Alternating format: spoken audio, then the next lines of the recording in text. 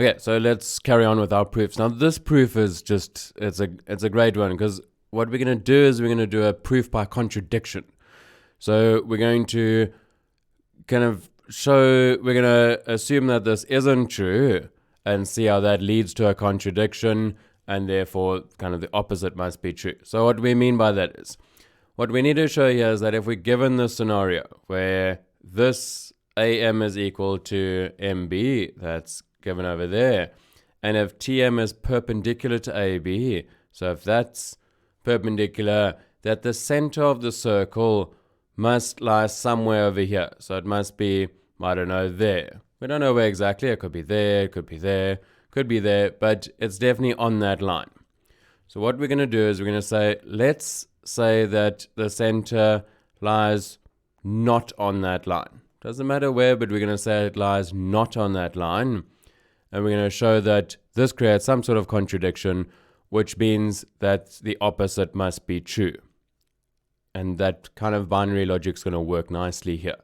But plant a seed for many years later when you might do fuzzy logic or other ideas. But for this, that's kind of our thinking. So we're going to draw this here. So we're going to call this O. So we're going to say, let O, the center, not, oh, that's a great not lie on TM. Okay, so that's our kind of starting point, is that it doesn't, and we're going to see where does that lead us to. Now, those other blue and red bits we were given, so those we can still use. I'm going to label these angles, so I'm going to call this one TMB M1, I'm going to call that next angle 2, and then next one 3. Okay, so we know that if we have a line that goes from the center to a midpoint of the circle, then it must be perpendicular. So in other words, I think we did it in this one here, that if we draw a line from the center to the midpoint of a chord, M1 and M2 must be each 90 degrees. So in this one, we've got our center over here, we've drawn it to the midpoint, therefore M3 must be 90 degrees, because we've drawn a line from our supposed center to the midpoint of that chord. Ooh, long one. Okay, so M3 is 90 degrees. Okay. Now, we know that also on the other side, right? OMB. So OMB, which is kind of M1 and 2, OMB, that must also be 90 degrees for the same reason. Line from center to midpoint of chord. But wait a second.